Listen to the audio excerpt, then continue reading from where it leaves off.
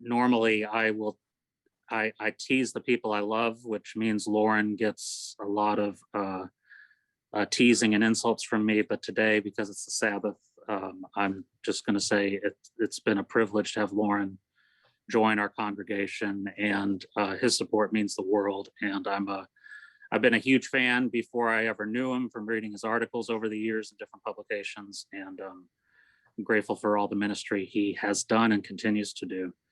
And I'm glad to finally meet Randy, at least face to face, if not in person. We've been Facebook friends, but we've never met in person. So, yeah, exactly. Randy, it's good to see you. You too. Yeah, I wanted to talk about something I've learned about the local church, because I happen to be a pastor of a church that's learned this. I don't want to say the hard way, but I mean it's been a challenging journey along the way. But as it's followed its passion and its convictions, it's learned what the local church can do, and what it has the authority to do for the sake of the gospel in its local context.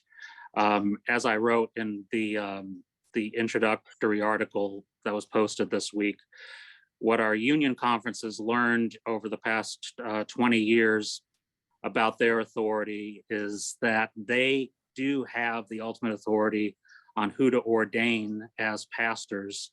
And so conferences or unions like mine, the Pacific Union, have chosen to begin ordaining women as pastors. And despite all the efforts by the General Conference to push against that, to try to stop it, legally they have no leg to stand on. And so thankfully recently we saw Mid-America follow suit and begin ordaining women as well. And that's because the union learned what its authority was.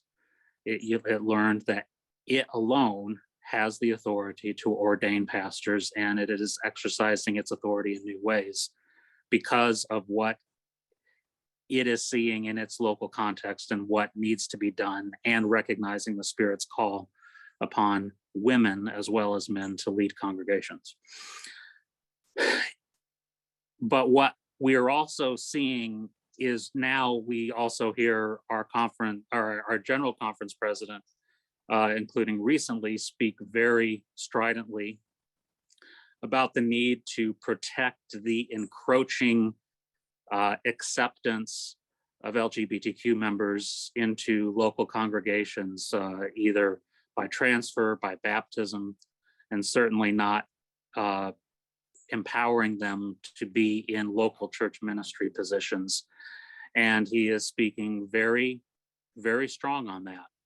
And consequently, as happens, seems like every year with statements that come out of annual council, I have friends of mine and hear of others who say, if this is what the Adventist church is going to be like, I'm out. I can't be a part of I can't be part of a denomination that is so hostile towards people that I love or hostile to me. And I can't do this anymore. And that is unfortunately the influence that the GC president has, is when he speaks, people hear that this is what the Adventist church believes. And because of that, people assume that nothing will ever change, nothing will ever become more inclusive, more tolerant, more accepting, more like Jesus.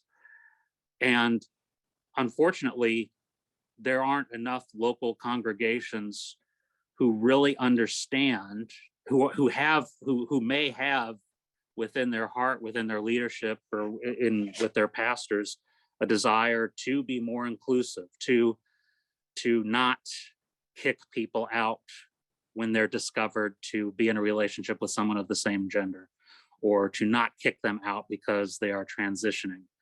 And but they feel like they can't do it, because if they were to do so, either the pastor would be fired or the congregation would be disciplined, and therefore there's nothing they can do. So I want to push against that and talk about what Glendale City Church has done for a long time. This way precedes my time as pastor here. I've been here for 9 years, but this goes back 30 plus, let's see, yes, 35, closing in on 40 years of ministry now at Glendale City Church, that the journey that the congregation has been on. And so obviously the first reason is just people have a traditional understanding of hierarchical structures. So if the big cheese says something, then that must be how it's going to be all the way down the line to the little guys at the local church. The second reason is that people who know enough about how the money in their local church is used, they know that most of it leaves the local church and is put up in the local conference and then gets sent on up the ladder, and they only get a portion of that back through their local church pastor. They also know that they have no power to ordain their pastor.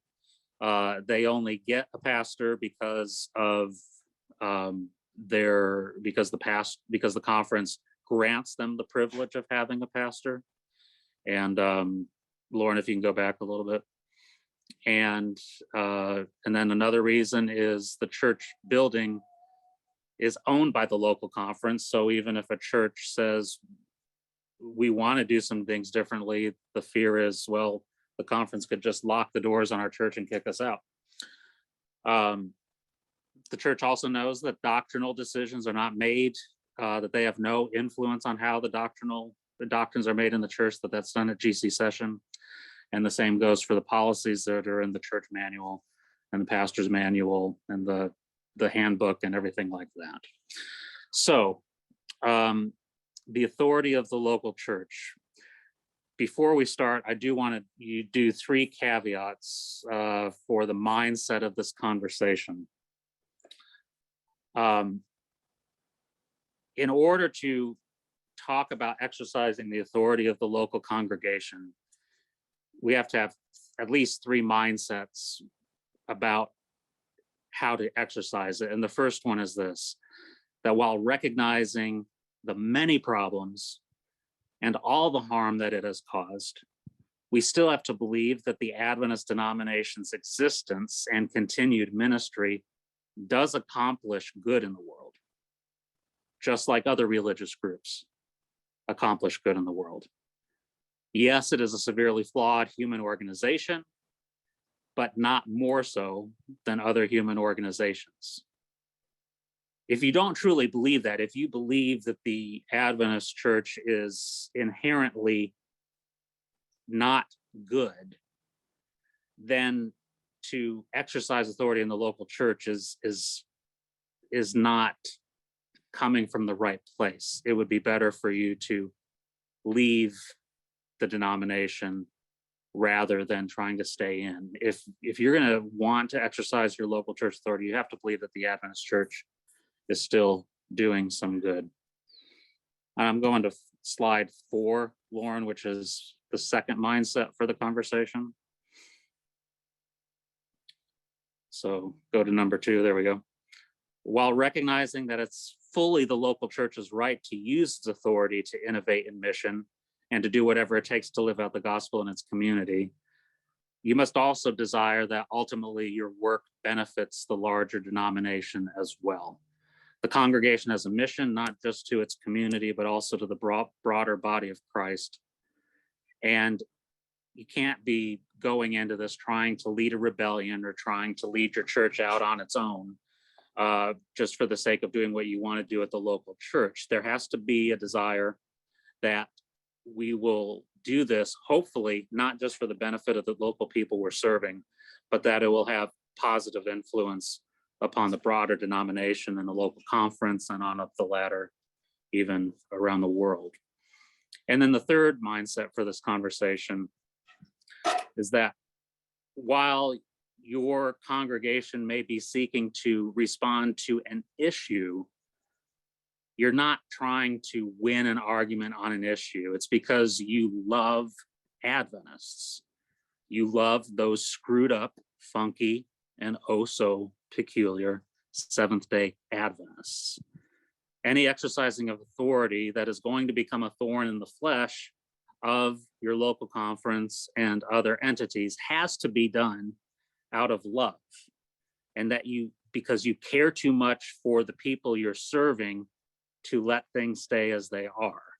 If you're just doing it because you enjoy being a liberal and you like being a progressive and telling people how right you are on a subject, this is not what you should be focused on. But if it's because there are people in your congregation who need to be set free, who need to be able to leave the suffering that they've been under, and they can be empowered to live out the calling that God has on their lives, then you're in the right mindset to exercise your authority in ways that might differ to some degree with standard practices in the denomination.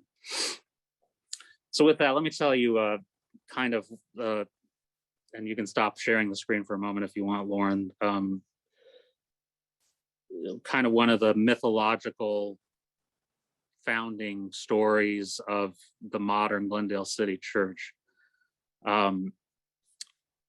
We, back in the 1980s, the AIDS epidemic was raging, and in Glendale is a unique community within Greater Los Angeles, in that it, from its very inception, tried to be a counterculture to the progressive, diverse nature of Los Angeles. And so it's been known as a sundown town. It sought to only have white people in its city and to operate by very traditional, narrow-minded Judeo-Christian values.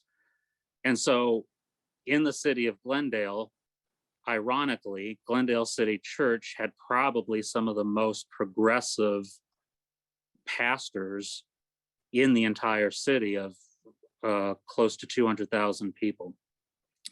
And so when gay men started to die from AIDS, families were having a very hard time finding local pastors who would officiate at their funerals.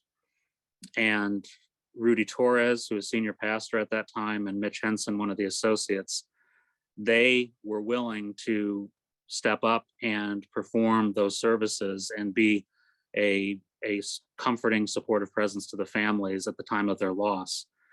And so they started officiating many funerals for people from all walks of life and religious and non-religious backgrounds, because they were willing to be associated with families of those who had died from AIDS. Because of that, LGBTQ Christians began checking out our congregation and attending.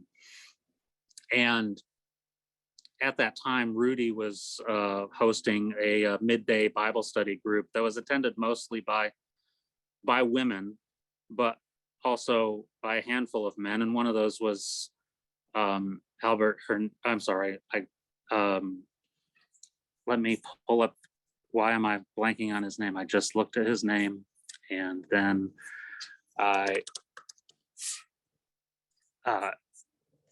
Carlos Martinez. I want to call him Albert for some reason. Carlos was attending Rudy's Bible study. And one day during the Bible discussion, a woman in the group, she speaks up in the Bible study in a moment of vulnerability, and she says, "I don't know if God will ever forgive me for not being able to raise my son correctly." And she spoke that because her son was an alcoholic, could not break free of the addiction, was having all sorts of problems and causing harm to himself, to his family, and to others. And this mother had been living under the guilt for decades that she failed her son and failed God in raising him the correct way. And as she said that, Carlos, hearing her, raised his hand and asked Rudy if he could respond. And he said to Rudy, or he said to the mother, he said, "I want you to know that I have grown up as a gay man, and over the course of my adult life, I have been involved in things and in practices that I'm ashamed of. And because of that, I've contracted the HIV virus. But he says, I want you to know that I can say that God loves me as his son, that God has forgiven me, and that God has welcomed me into his kingdom as his beloved son. And if God can accept me, then God can accept you, and God has accepted your son, and you can be at peace knowing that you live in the grace of God and the love of Jesus. And Rudy, hearing that, Carlos had shared this with Rudy personally, but speaking this publicly to a church group of old church ladies, Rudy just wasn't sure how it was going to be received. But then as Carlos sat there, all of a sudden, one by one, the women, including the mother, get up and go to Carlos and embrace him and love him. And instead of going to Rudy afterwards and whispering about how scandalous this was, they welcomed him into the fold, knowing the darkest part of his life that so many people thought was so scandalous, that, and instead of condemning him, they made him a part of the family. And then as Carlos' condition worsened and he developed AIDS and went into the AIDS ward at the hospital, our congregation visited him and loved on him. He had visitors every day from our church, so much so that the nurses on the ward asked why this one patient was getting so much attention where so many others weren't getting any visitors at all. And Rudy Torres told the nurses, he said, "This is Carlos. He is part of Glendale City Church, and he is our brother, and that's why we are here to see him and love him. He's one of ours."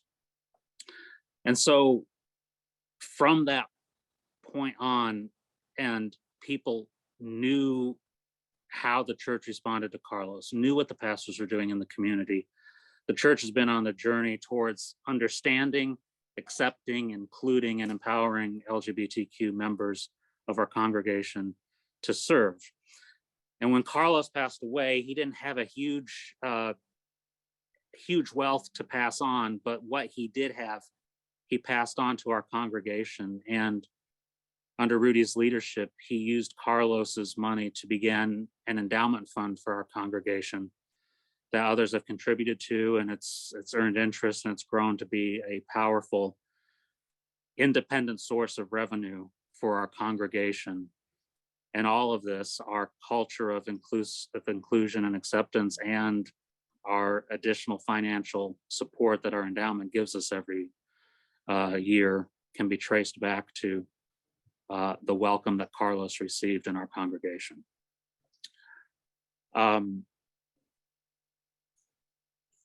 This is what we've learned through this process and what we've been able to do in our congregation. And Lauren, I'll go back to the slides at this point. What our church has learned through this process, that as we continue to see LGBTQ people coming to our congregation over the years, we have learned that we have authority over who we welcome into membership. And our congregation has dozens, if not over 100 LGBTQ people who are members of our congregation, many of them who are not living locally, but who, when their membership was at risk at their local congregation somewhere in the United States, Canada, or most recently this year, Brazil, have transferred their membership to Glendale City Church so they could still be a member of an Adventist church. After their local church had rejected them, they knew that if they lived locally, they would be welcomed and included in the Glendale City Church. We know we have the power to baptize and bring into membership those that we deem fit the qualifications for membership. We have the authority over who we elect to be leaders of our congregation. We choose who teaches our adult Sabbath school classes. We choose who teaches our children's Sabbath school classes. We choose who are elders. We choose who can preach. We choose who can officiate at communion. We're in charge of that, and we do so according to who we believe God is called to serve in local ministry, regardless of gender or orientation. We have the ability to hire the people we need to serve in our local church. I asterisk this one because, at least in my conference in the last few years, because all local church payroll, even if the local church is the one in charge of hiring the staff, does go through the conference, and the conference requires our locally hired staff to meet the criteria of a conference employee. And so we have had to make some adjustments in how we go about recruiting and hiring staff. But ultimately, the church does have the power to hire its local staff, as it has the financial means to do so. And it has the power to create other sources of local revenue, like we did by establishing an endowment fund. We were able to create new ways of providing income to our church that is not under the control of higher levels of the denomination. What has happened before I tell some of our stories, what can a local conference do in response to what they believe, if the church they believe is doing inappropriate things? They can come in and they can remove the current pastor and either transfer the pastor to another congregation, or they can fire that pastor. They have the power to do that. So they can shake up the leadership at will if they want to discipline a congregation by pulling out their pastor. And they can dictate who they want to place as the next pastor. So they can try to bring in a new pastor who is more orthodox and more traditional and willing and will kind of rein in and whip into shape that congregation to be more in line with traditional Adventist policies. And the most extreme thing a local conference can do is they can dissolve the church altogether and say it's no longer part of our conference because it has strayed too far from conference authority. Those are things that the conference can do. But here are the things that can influence how much a local conference actually would do. And on the next slide, we talk about how there are a lot of intangibles that will have an effect on the local congregation, or upon how much the conference does. First, it's the political influence of the congregation. If the congregation has a lot of sway over what is happening in the conference, that impacts how far the conference will go to intervene. If the congregation contributes a significant amount of tithe, that will have an impact on the conference. If it doesn't give much tithe, that will also probably have a negative impact on the conference's intervention in the local church. Conference leader relationships with congregational members will have an influence. The leader's relationship with the pastors, are they on good terms with the pastor, or are they haven't already gotten along with the pastor and they're having problems? Conference leaders, whether they sympathize personally with the issue that the local church is addressing, or whether they are zealously against that issue. The political cultural climate of the conference as a whole, and whatever pressure that might be put on them from higher levels of the denomination. So Glendale City Church historically has been one of the larger congregations in our conference. It was started just after the original Glendale Sanitarium, what is now called Adventist Health Glendale Hospital, was established. And so we were the church that was founded pretty much at the same time as the hospital was. And so over the years, it has been a large congregation, has had a lot of influence. But by the time of the 1980s, when our congregation started to see LGBTQ people coming into our congregation, we were not the same size as we used to be, because the Adventist hospitals had formed separate corporation, and so the number of Adventists in the Glendale community started to shrink precipitously over the years. And so for a church that had multiple thousand of members in the 60s and 70s, the attendance on Sabbaths in the 80s was more like 300 to 400. Still a significant size congregation, still having quite a bit of historical and cultural influence on the conference, but not at the same level. But because it still had some of that influence, and it was still contributing one of the larger amounts of tithe to the conference early on, that political influence, that financial impact made a significant impact on the conference, leaving our congregation alone as it started to be known. We got this name that was intended as an insult by other Adventists. We're the church of the pink pew. And you know, they could go in and you could point at where the gay people were sitting, and that was the insulting name that was given. We ultimately took it as a badge of honor, but that's what it was intended as.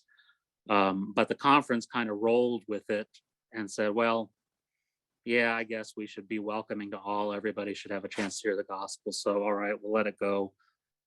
Tithe is important. Let's keep that going. So it moves into the 90s, and the congregation starts doing more, and they start finding out that not only are gay people attending, but they're starting to serve in ministry positions. The conference starts to get a little bit more concerned. And so what starts to happen in the 90s and carried on early into my ministry was shouting sessions. A lot of pastors being called into the president's office and being shouted at for the things that the congregation was doing. And the pastors would reason and explain what was going on. And then the church had a number of lay leaders who had significant political power and influence upon the conference through serving on committees. And there's a couple personal friends of the conference president who would pull him aside and have lunches with him and talk to him, and would kind of talk him down off the cliff, and would allow things to go on, and the church would promise to behave a little bit better as we move forward, and try to keep the peace and not cause problems, and would keep going on. But the conference never fired the pastor, didn't transfer the pastor, didn't take privileges away, didn't step in and say, you've got to kick these people out of ministry positions, you've got to remove these people from membership. Never did it. Only said, please don't put people into leadership positions. When I came on in 2011, the president sat down with me and says, we have this agreement. You don't have local elders that serve as gay people. You don't have gay people who serve as local elders. You don't put them into that position. Within a year or two of me being there, and we had nominating committee, a gay man was nominated by our nominating committee to be an elder. And because leadership conscientiously could not stand against that, we went ahead and elected a gay man as an elder of our congregation. Our president found out about that, did some more yelling, complained, but the man stayed as elder.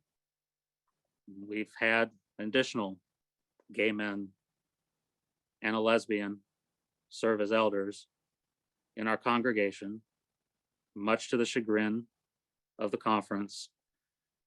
And even a church that now its attendance in the pandemic era is about 50 to 60 in person and another 40 or 50 online.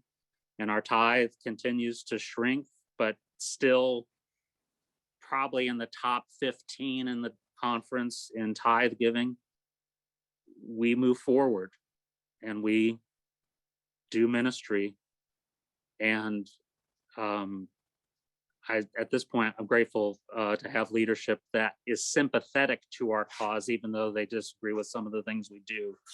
We currently have a political climate in our conference of sympathy to and enough education around LGBTQ, how the genetic and epigenetic factors with people who are born with a different orientation or a psychological gender. And so they have a sympathy. And so are glad that congregations like mine and Hollywood Adventist exist because they want LGBTQ people to have a church home. What helps in this situation, and I'll go back to the slides quickly, Lauren, as I wrap up here in the next 10 minutes, and then we can open to discussion. What I've been working with our congregation now and still have more work to do is so much of the work that has happened at Glendale City Church has been nurtured and moved forward through pastoral leadership, through informal processes. A lot of this has happened without our congregation ever going on the record and saying, we as a church believe in this. There hasn't been much written down saying that we baptize LGBTQ people. We bring into membership LGBTQ people. We are willing for our elders to be gay or lesbian. We have not put that down in written policy. So we have started to do that. We have started to implement church policy that states that these are our positions. It's not just the whim of the local pastor. And what this does is it frees the congregation from being dependent upon the convictions, whim of the current pastor. If when I'm kicked out or I move on and the conference puts in another pastor and whoever's in charge decides they want to reform Glendale City Church and make it traditional again, if the congregation has these policies in place, the congregation, through church board actions and church business session meeting actions, can still set its policy regardless of what the conference place pastor wants to do. And secondly, if you do have a pastor who is willing to try to move the church forward to be more inclusive and accepting, having the church set policy helps protect the pastor from being hung out to dry when the conference comes in and looks for who to blame. They can't just blame a pastor for engineering things. They have to understand that the congregation has made that decision as well. And so it's more than just a maverick pastor operating. What helps our congregation politically today is that outside of our innovations around LGBTQ inclusion, we are a big fan of the Southern California Conference of Seventh-day Adventists. We're proud to be a part of them, and we work closely with them on everything else they do. We are a team player with the conference. So they know that we're not out trying to do our own thing and don't care about what happens in the bigger conference. We are on board with everything else going on. We give our tithe, and we encourage people to give tithe. We tell them it goes to the conference and it supports Adventist ministries beyond us. And we encourage our members to give to tithe. We are punctual with our remittance. We have a stellar track record with getting our money to the conference on time. We support our local academy, even though currently we don't have any members of our congregation attending our local academy. We are still one of the biggest funders constituent church funders of Glendale Adventist Academy. We have members who participate in the different committees of our conference and care about what happens at the conference and are known as positive supports to the conference in executive committee, bylaws committees, finance committee, the different committees of the conference. When the conference asks us to share what's going on in the conference and to communicate it, we do so. We share all conference materials and conference events with our congregation. We don't pick and choose what we share from our conference. We are a team player in marketing those things and hosting those things. And our pastors show up at the meetings we're supposed to show up at. Pastors have a bad reputation of not always being at the meetings that they're required to be at. Our two conference pastors show up and are involved with everything we're supposed to do. And so the conference knows that we're involved to be a team player in everything else. And so they put up with this outlier part of our ministry because we're on board with everything else that's going on. So I am on a mission, and I'm working with some other pastors, and I encourage others. We need to start understanding what the local church can do. Can a small church of 50 or 60 members do this? It's harder, obviously. But sometimes the little churches that hardly are ever noticed can get away with things because the conference doesn't care. And so sometimes those little churches can sneak around and do things that nobody knows about because it's not on the radar of anybody who wants to make a fuss. Larger churches can flex their muscle because they know that the conference needs them primarily for their tithe support.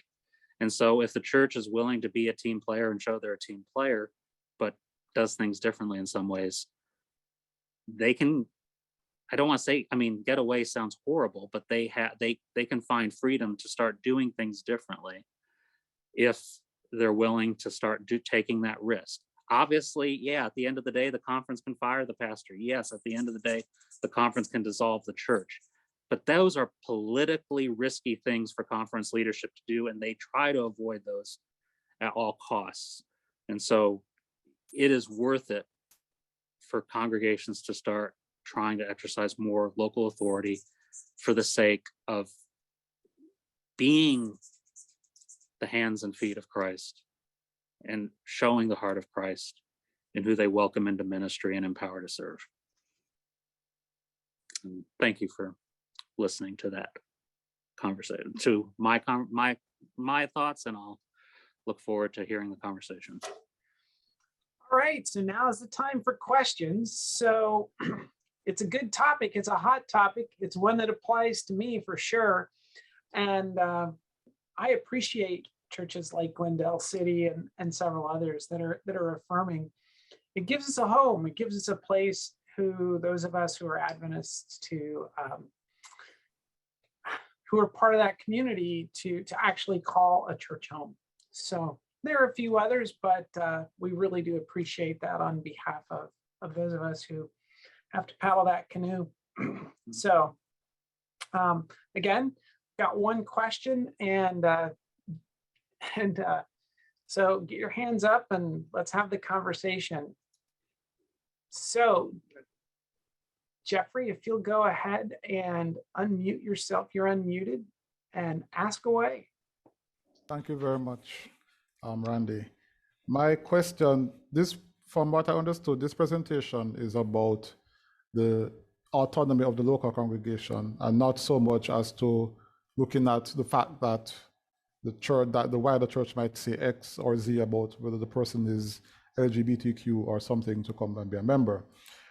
What happens, if the shoe is on the other foot in a sense, like for example, with the whole situation with Samuel correcting Pippin, where he also went to another church to escape the stuff that was happening, and that church put him into membership, and so he, so-called dodged the alleged, well, I say alleged to cover myself. I'm not going to go, I don't support him at all. But I am saying that in this situation, he did the same thing that is being done here.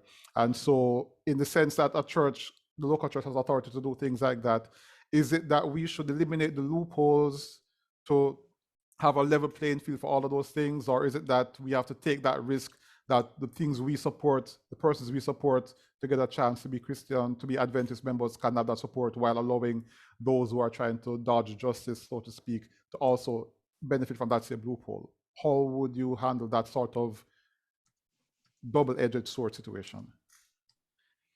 I think I thought, I thought specifically of Pippin when I was planning for this, because obviously that's a distressing situation, and I'm very disappointed that the local church would to operate the way they did in regards to him, knowing his track record and the danger that he is through his influence. I do think at the end of the day, that is the risk of having a local church power, is that to some degree, local churches have the power to make bad decisions, and that there is, over time, hopefully, wisdom prevails and correctives take place, either through the local congregation, or either because the local congregation becomes convicted that they did the wrong thing, or because broader influence starts to weigh on them in a way that they recognize that maybe they should change course. I think there's certainly, you can use the bully pulpit from higher levels to try to change things. You can sit down and do a lot of dialogue and try to reason. But I think at the end of the day, I think that risk has to be there for the other sake. I think we have the same issue in American society of, we're balancing freedom versus security, and we make decisions that sometimes will go too far one way or the other, and we see our political environment shift over time back and forth between more freedom and taking more security risk to more security and limiting freedoms. And I think there's that constant movement back and forth. So Lauren, go ahead with your question. Yeah, Todd, you've got to know that this is fascinating to me, because I've been struggling with this my entire ministry in one way or another, however, in different ways. For all the years I was in small churches, they didn't really have a whole lot of ability to be self-directed. Very often they self-directed themselves rather badly, if you know what I mean. Yeah.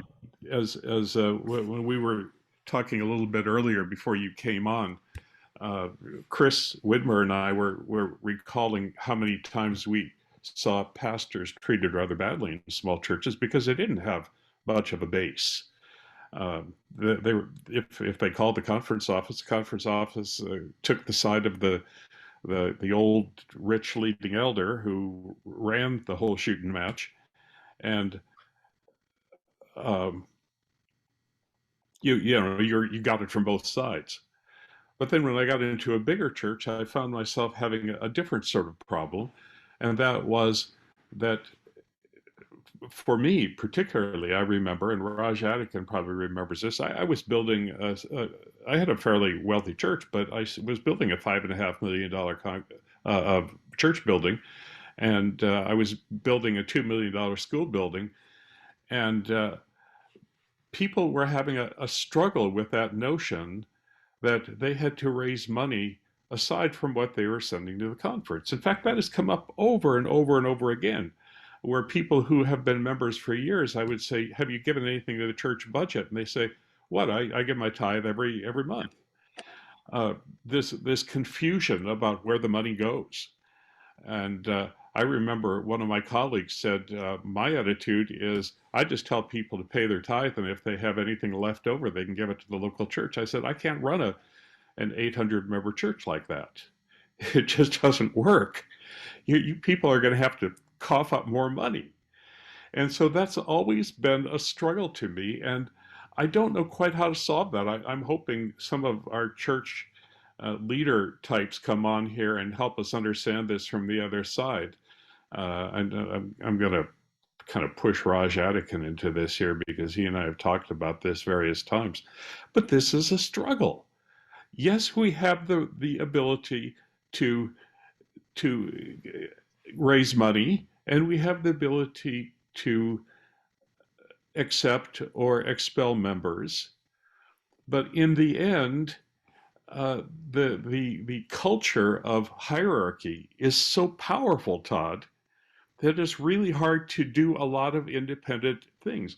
And I was thinking as you came to your last slide where you said we try to be as cooperative as we can, and you should be, but in a way that cooperation hides the fact that you really want a little bit more independence, and you at Glendale have taken more independence, haven't you?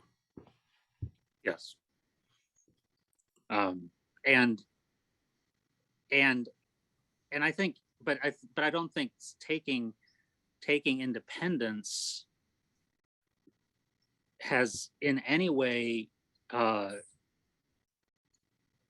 undermined or I mean, others can perceive it as us being less supportive of the conference, but I can tell you from the membership of my congregation, for me to suggest, and man, the fact that we don't have any kids at Glendale Academy and we're still paying $30,000 a year in constituency, man, I could use that money for something, or part of that money, just reduce it, man, I could use some of that money.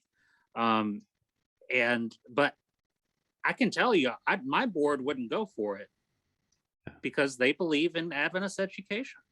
Yeah. And so, and we had pushback when we just on our faceplate to the community.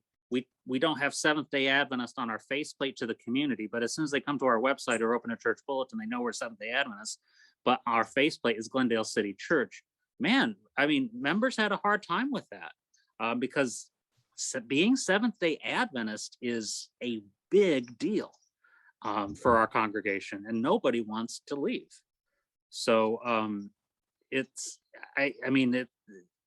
and I think over time we've proven that to the conference, where because we have reasonable leadership, they don't take what we're doing as rebellion, but actually they honor the motivation, even if they disagree with its implementation. And so they grudgingly recognize we are part of the team. But you're right. But I sympathize with you, and I sympathize with the tithe issue. I mean, that's a whole. I mean, I would love to see the tithing system reformed for sure.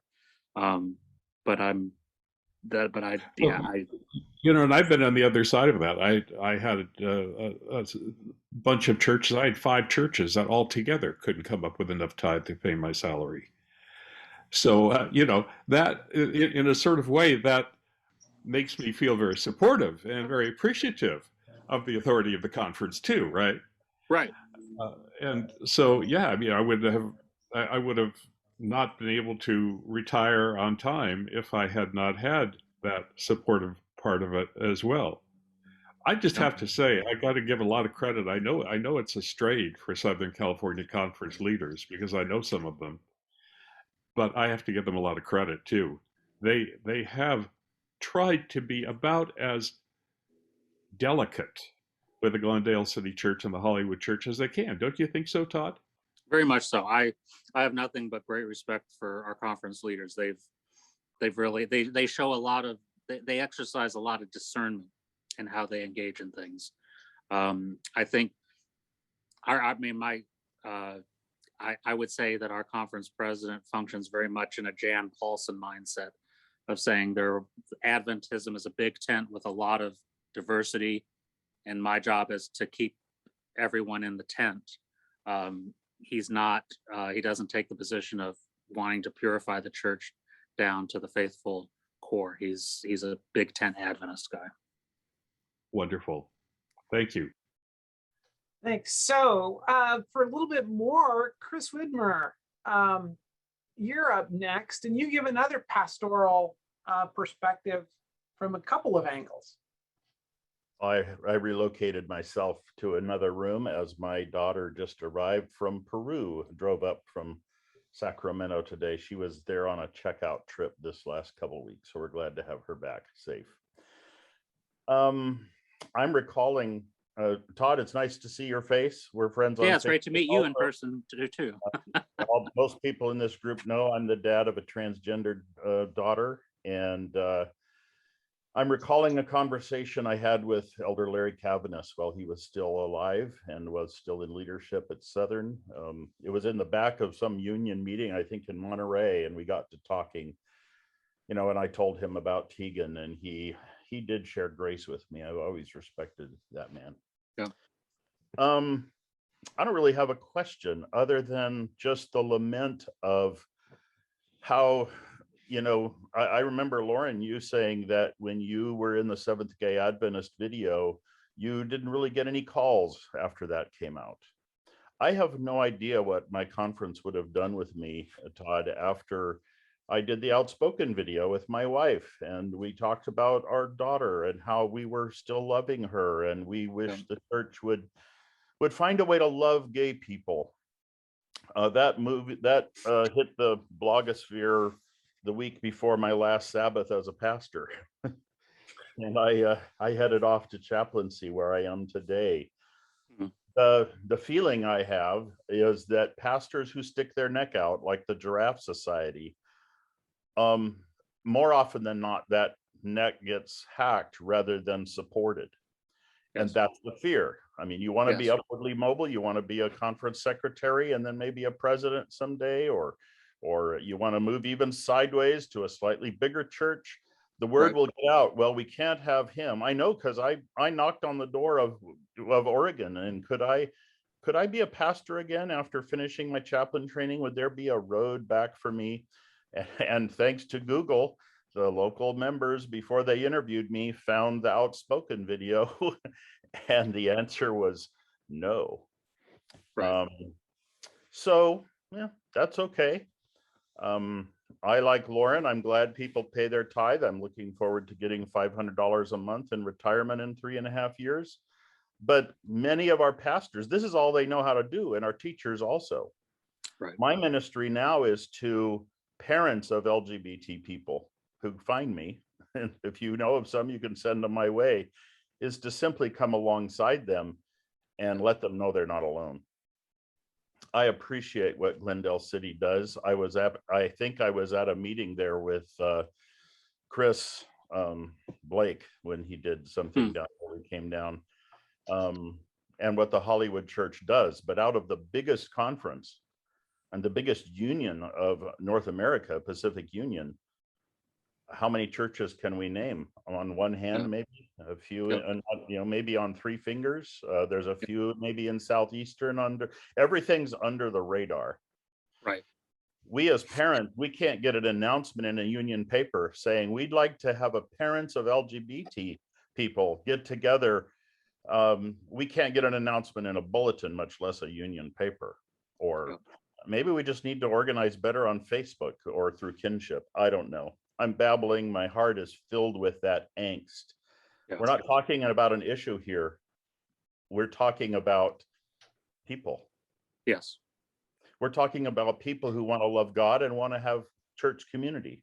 Yes. And as somebody who has known church community and worked my way into being the center of it as a pastor, now I'm halfway on the fringe. It's 10 o'clock. My local church was in service a half hour or an hour ago. I was here with you guys. Our parents, they feel they have to shift to the fringe or maybe out because of the rhetoric that comes from the high up. How do you help steer your church to a inclusive atmosphere? All those, or I should say most of those who have tried end up failing, because all it takes, I remember what Lauren said one time, all it takes is one person to come in and say, you know, we're really not doing the right thing. We need to get back to the church manual. We need to really do what the official policies are, and the church board will vote it. and that pastor will be either out of Adventism altogether or out of the ministry. His kids probably may not be in the church anymore, et cetera, et cetera, et cetera. Yeah. I appreciate your outline. You have outlined that very well as to the space that God carved out for Glendale City. And the authority of the local church does have that authority, except when conference officials want to say you shouldn't have baptized those people. Right. Well, then what do? Take them off the book? That really makes those people, that gay couple, feel welcome, doesn't it? Makes them feel loved and welcomed when somebody from higher up comes down and says, we are absolving your baptismal vows. We are unbaptizing you officially, you know. Yeah. This is not the Church of Jesus to make that rhetoric. And I guess that's all I have to say. I will listen and pray. And I mean, I just want to validate, Chris, that, I mean, there is, to be a pastor and to stick, I mean, even if your congregation is in a position where it's open to doing groundwork with you to start putting into practice more inclusive ways of doing things, it is always a risk for the pastor, and the pastor has to understand going in that it's very likely that they could be terminated by the conference. They have to know that that's part of the game. I'm fortunate that the conference is not doing that to me, but I also know, like your situation, is there may be, I have no idea where I go when it's time for me to move on from Glendale City Church. I have no idea, because even if a congregation would be open to me, will the conference hire me? Well, I'm in a very difficult place once my time at Glendale City Church comes to an end. So the risk is real, and pastors have to know that. Well, I will pray this benediction over you today then. May God bless you with the longevity of Dwight Nelson. Thank you. I received that prayer. Thank you so much. Well, now we get our church administrator. So, Raj. Thank you. Thank you, Todd, for bringing this conversation to us in such an objective way. I appreciate what you've shared. And since Lauren kind of implicated me, at least he named me while talking about his church building and tithing, I thought I would put in my 2 cents here. Yeah, the tithing issue is kind of tricky, even for a conference. Seems that we are bound by this system, and the hierarchy with so many levels feels a need to be supported by the tithe. And there are times when even a local conference wishes that we could withhold more tithe for the local needs, of hiring pastors, providing pastors, and so on.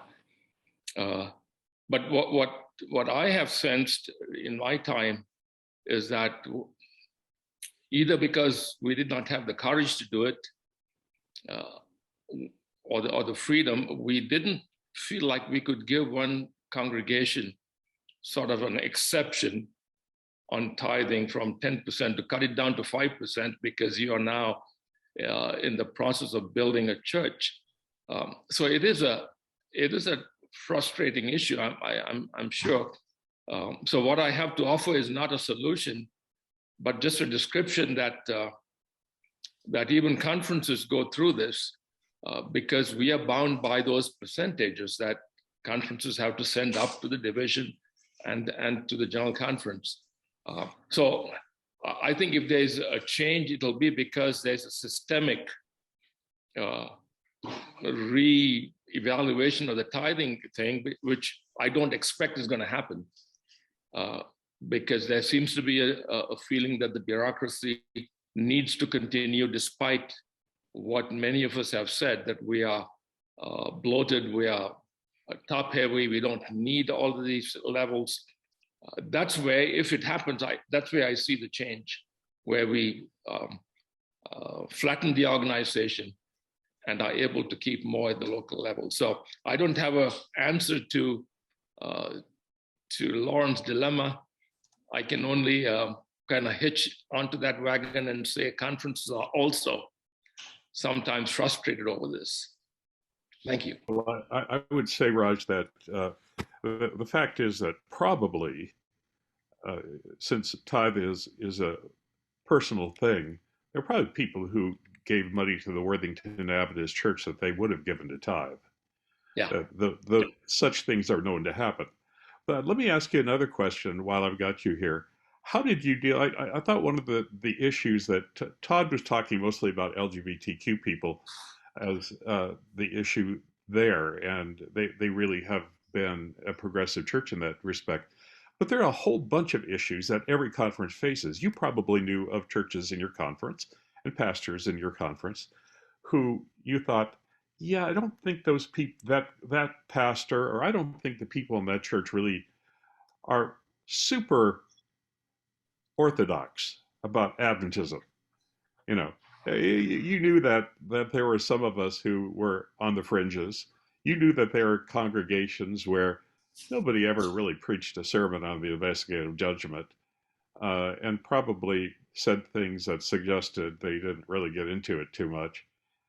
How did you deal with theological heterodoxy as a conference president? Did you ever have to get in there and say, boy, this church is just way off base? You know,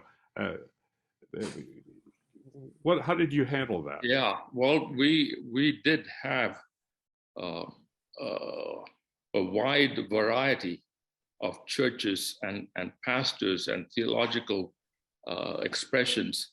And for whatever reason, I personally developed this worldview that said that there has to be room for everyone in this journey. And I would say to some pastors, and if it won't take you too long to even figure out who these are, where I would say, no, you and I are in two different universes in terms of how we see things. But it's not for me to tell you that you don't belong in Adventism, and especially when the church seems to be aligned with the pastor. Right? I mean, there are churches in Ohio, at least, who asked for and who seem to connect well with a pastor who's in a very different place than I am in.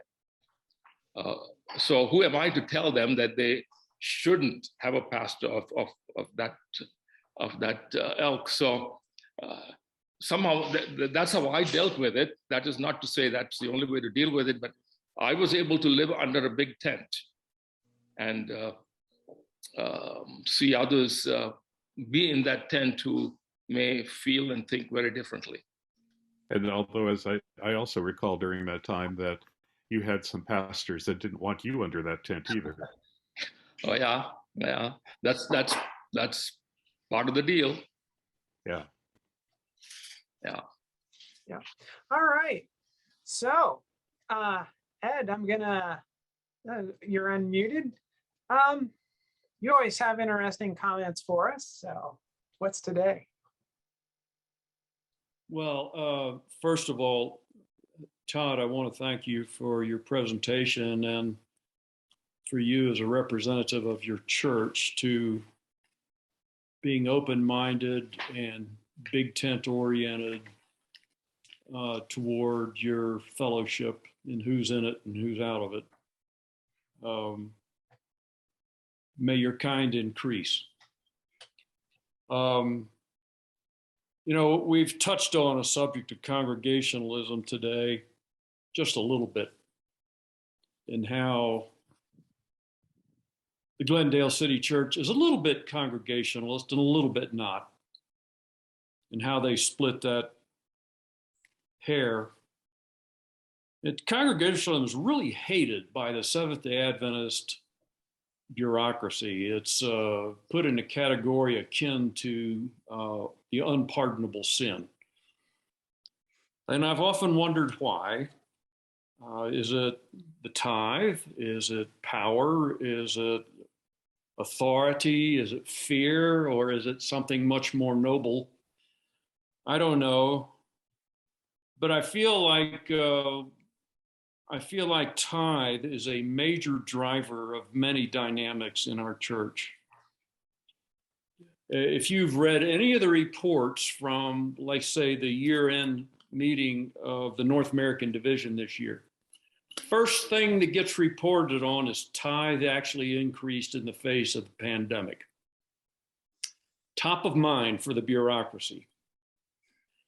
And I remember back in the 80s, and I was always been frustrated with myself that I didn't share the article. We were in a pretty bad recession at one point in the country. And the article was talking about how churches were struggling. They used a church in the Pacific Northwest as an example and said that they're dependent on logging and the lumber business is way down, and the church wanted to build a new building, but they couldn't because their members were unemployed, and went through this whole litany of how local churches were struggling. But wound up the article by saying, praise God, the tithe to the General Conference has stayed high. Like, that was the only thing that counted. It didn't matter that the church was struggling, just so long as the bureaucracy got its money. And I'm going to say that I'm going to talk from the perspective of former finance executive. Tithe is what we would call in the trade a process of resource allocation. Money is by definition a scarce resource. And so it gets allocated according to some criteria. Well, the criteria we've got is you send so much money upstream. That's the financial allocation process. It doesn't matter what's needed further down. It doesn't matter what's needed at the church for mission or ministry or facilities. You got to follow that resource allocation formula. And what happens then is the decisions about allocating money are made far, far away from the source of the money. We're upside down.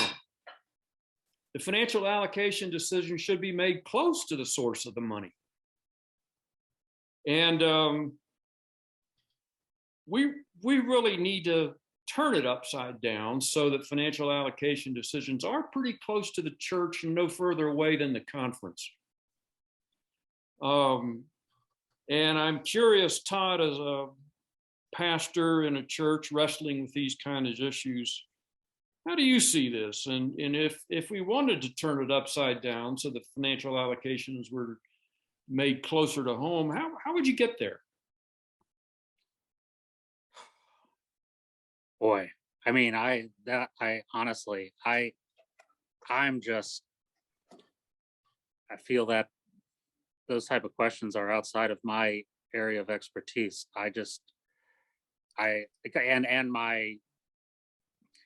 And my hope for change. I've wanted to see things change, and I guess I'm happy that the NAD is slowly reducing its contribution to the GC, but how much impact does that really have in the big picture? Probably not a whole lot, more for the conference level maybe, but yeah, I wish I could give more thought into how to bring that about, and I'm sorry that I don't. Do you think it would be a worthwhile objective?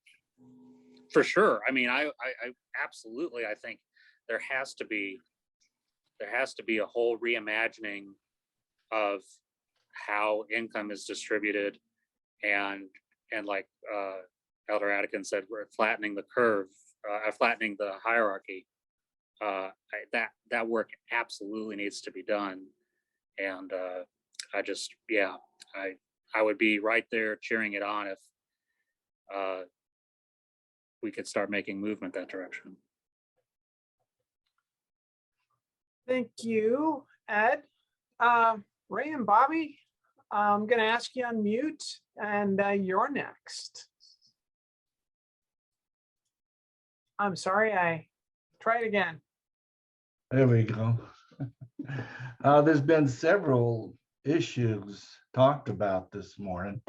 And the question that always comes up, how do we make changes?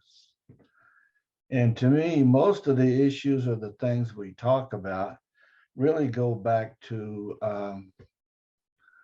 ancient belief systems that we have within the church and how we have interpreted the Bible and everything.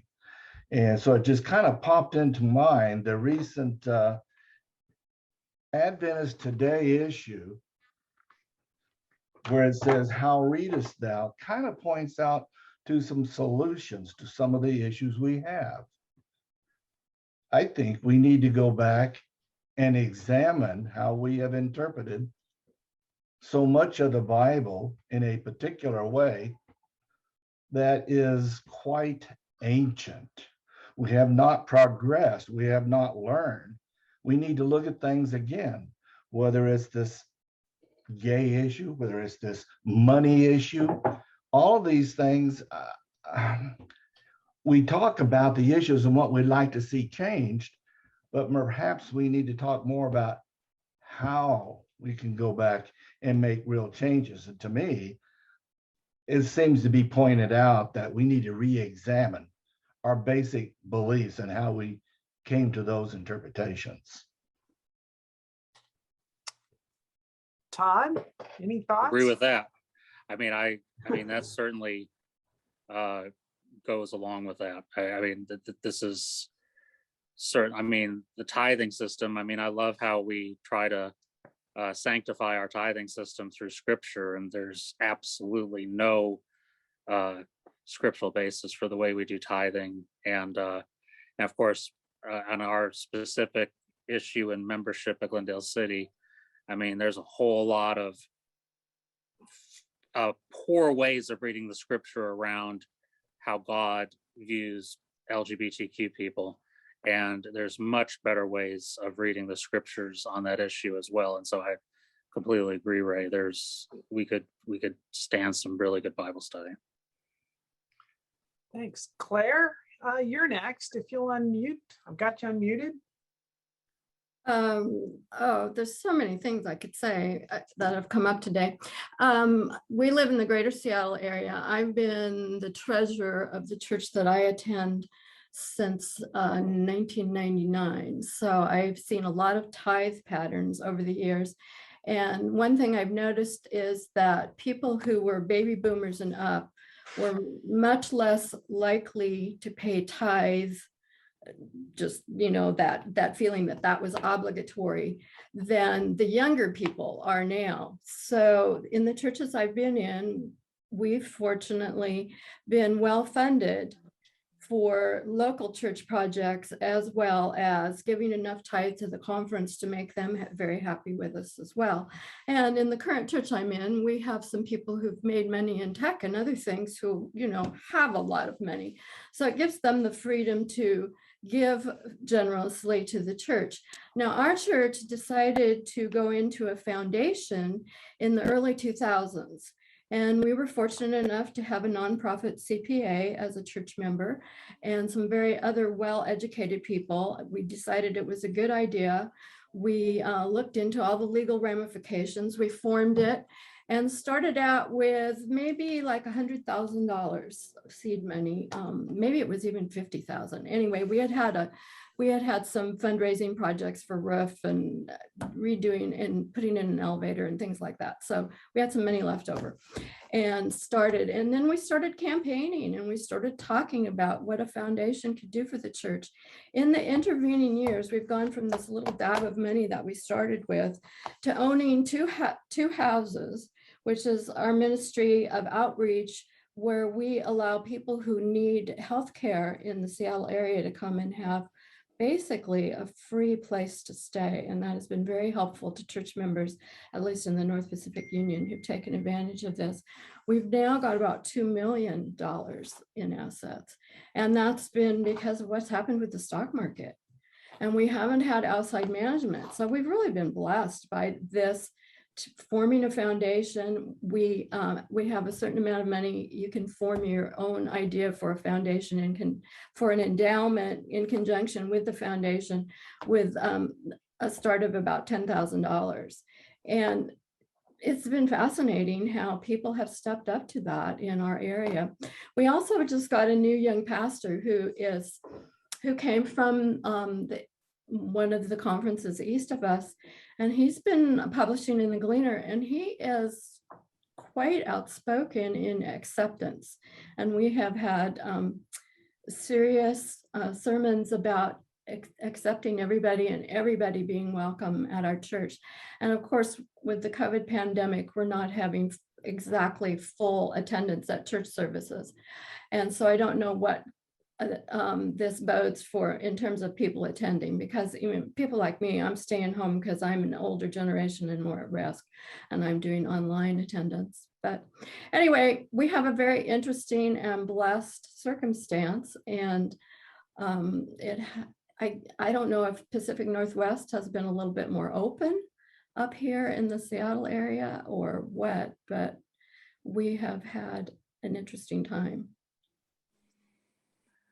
I would just reaffirm what you said. If your church is of a certain size and and is doing pretty well financially, today is the day to start your foundation or your endowment. I just cannot stress that enough. It is absolutely crucial, and you can build it. It doesn't have to be, it's not something that has to be done overnight. You put some seed money in, and then it grows, and people as they feel led, or I mean, again, you're not hoping for this, but sometimes people pass away and they leave something in their will to you, and you can add that to the endowment. It's amazing how quick ours grew, and it sounds like in your situation there in Seattle, it's got to be done, and it becomes a blessing for so much in the years to come.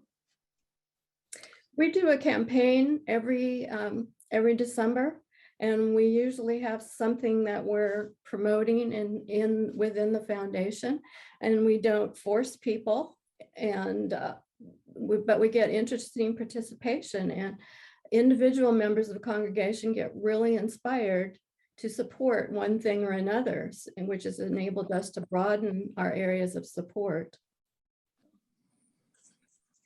So Right. let me ask a question on that. How do we spread that word? How do we make that something that local church congregations see and understand? I think, yeah, and again, you're not going to see that in Adventist publications. You are not going to see that coming from conference leadership, because that's taking money away from the existing structure. So it's got to be spread through the grassroots, and we need some good Adventist Today articles pushing this, talking stories. I mean, Lauren, you should literally get going with Green Lake and get Green Lake story talked about on Adventist Today, so people start thinking about that. Is crucial. So I only got one more hand. So if you want to join in, we've got time. Usually we go until 1:30, and then we'll let the early departers, we'll close with prayer, and then we hang around for about another half hour. So let's get some more participation. I'm sure there are some good comments and thoughts out there. So Art, I'm gonna ask you to unmute and ask away. And I'll lower my hand at the same time. All right. I'll probably say nothing that I haven't been saying in the chats, and some of you have seen those comments. But first of all, let me thank you for making this presentation, Todd. I think it takes a lot of courage to be a pastor of a church like Glendale City Church, because if you had any ambitions of going up higher in the church, up in the church hierarchy, you've ended that. And that's sad. That's a sad commentary that an act like that would harm your career choices. In fact, I would I think it's pretty obvious to everybody here and to you that geographically you're limited too in where you might go. There may be some pockets on the West Coast other than California, but very few. Green Lake was mentioned. That's one place. Keep Green Lake, keep me in mind down the road whenever you're tired of Kevin. You know, one thing that, well, I've been on what we called church council in a Lutheran church back in the 90s. And the Lutheran church, at least the ELCA, the Evangelical Lutheran Church in America, has a very different model than the Adventist church. We owned our own buildings. We signed our own contracts with our pastors. We paid the pastors. Most of the money stayed locally. If the church was low on funds, they didn't send any money to the regional body. And they did it as solely, there were no expectations. It was just encouraged, if you can help us out, we did. And if we were low on money, they didn't get any. And the money, we functioned as a independent entity in many, many ways. One can tell a lot about an organization if you just follow the money. And the money in the Adventist church seems to go in a pipeline straight up, if you call that up, to Silver Spring. And I wonder, I've heard sermons, lots of sermons before, usually coupled with a plea to send your money upwards, about the text in Matthew 6:24. But I wonder, we applied it to individuals all the time, but rarely applied it to organizations. But I don't know why it wouldn't fit organizations. Matthew 6:24, Jesus is reported to have said, "No one can serve two masters. Either you will hate the one and love the other, or you will be devoted to the one and despise the other. You cannot serve both God and money." So who is the General Conference serving? And that's a question that probably by asking it, the answer is suggested. And when I look at what I understand, and I don't follow the church organization the way most of you do, but when the way the church seeks to do outreach is to send 1 billion copies of The Great Controversy while they're homeless on the streets of North America, it tells us something. It makes me wonder who's being served. I don't know, there's no questions in there, Todd, but I have a feeling you can say a few things about it. Thank you. Well, I just wanted to say how excited I am that LA is going to be getting a huge influx of great controversies in the next couple of years. Our church will just have people pounding down the door to get in because they want to throw their books at me. That'll be the reason they're pounding the church. Well, since it's warm in Southern California, it's probably wasted because fire material is needed more in other areas of the country. Yeah, sadly, it'll just right. That's right. If they would at least make them in recyclable materials. Recycling is very important to us in LA. At least they can be recycled. Oh, Lauren, you're up. Yeah, thanks. I'm only filling in here because I'm reading all these fantastic comments in the chat, and I want some of these people to bring these things up. But Todd, what I want to talk about is something that you mentioned it earlier, and I have to say it kind of annoys me a little bit, and that is when people say, "I'm going to quit the church because of something Ted Wilson said." And this makes me crazy because I don't care what Ted Wilson said.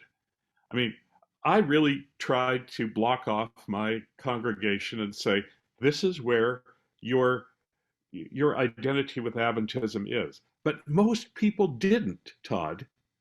Most people kind of thought, yeah, our little church here is kind of crummy and the bathrooms stink and water comes into the basement when it rains, and we have a lot of people who are kind of off base and do weird things. But wow, have we got great things up in Silver Spring. Wow, have we got great evangelists in Granite Bay, California, and all these other places. I've mentioned here before that I had people who I was the only people that would come to visit them, and yet they would tell me very bluntly, "We send all of our money to 3ABN because we don't think that our local church is worth it." So this sense of it being up there operates both on for the conservatives and the liberals. The one rejects the church on that basis. The other wants to support the church, but out there somewhere. And I wish I could say to all of those people who say, I can't conscientiously be an Adventist anymore. Yeah, but not all Adventists are like Ted Wilson. And I actually support the right of Ted Wilson to have his points of view. I don't care what he's perfectly welcome to have points of view that I don't agree with. But on the other hand, he is not the Seventh Adventist Church. He is one voice in the church. And how did we get to the point where so many of us tend to listen to him? I actually made a decision in Adventist Day recently that we're going to report what Ted Wilson says, but we're not going to report it in such a way that it makes it sound like he controls all of us. You know what I'm saying? Yeah, and I've thought about that, and when we with the recent comments that Ted said in October, and then they were discussed in one of our Sabbath school classes, I made that point. I said, you guys have to understand that what Ted Wilson says has absolutely no impact on the ministry we're doing at Glendale City Church. I mean, we can take interest in it as far as our interest and our concern about the broader Adventist denomination, but it means nothing to us. And we're going to continue. And so I would agree with you in some ways that the worst thing that could ever happen is that people hear what Ted Wilson says. I would rather, honestly, they get our Union magazine and that's it. And that would be what they have their connection to broader Adventism about, because I want them to think much more locally. And I think for younger generations, the broader the larger sense of Adventism is waning, and they don't care as much. But I think certainly for people my age and older, it still has an impact. And yeah, I wish it wouldn't. Well, I won't put you on the spot and ask you to talk about how Ted Wilson actually has had an impact in Glendale City. We'll leave that for another. He's called our conference office to complain about Glendale City, but that's as far as it's gone. Oh, okay. I kind of thought that had happened. I thought we had talked about that one time. Yeah. Okay. Hey, thanks. I find this a very interesting conversation. I wish we had the courage or even the ability, maybe, to find ways to begin to shape the organization in somewhat better ways. Thanks a lot. All right, Ed, make it quick. I will do that. I apologize for speaking twice, but it feels like the conversation has drifted away from some of the things that make Glendale City Church distinctive. And Todd, I wanted to ask you, one of the things that makes you distinctive is your congregation's acceptance of gays and transgender people and so forth.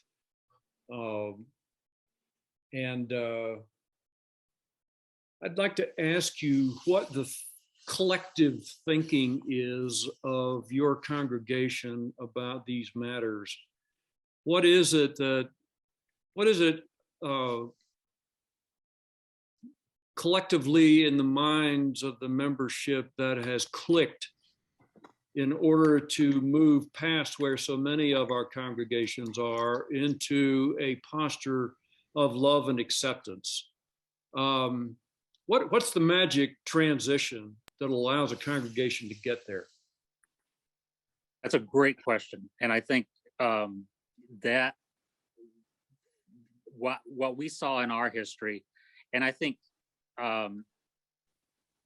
again, and I want to say this, I mean, you have to understand, again, to have pastors in the 1980s being affirming to LGBTQ, I mean, I just have, I mean, we're not supposed to have idols, but I mean, for me, our pastor, you know, Rudy and Mitch from the 1980s already being in that mindset, that's so much earlier than it has started to come on the radar for anybody else in Adventism. I mean, kinship was just formed, you know, late 70s. I mean, so it was, for them to be at this place in the 80s is astounding. But their practice was simply that they would make sure that if a gay man came to their church and came out to them in a private conversation, they would make sure to know, I've got your back.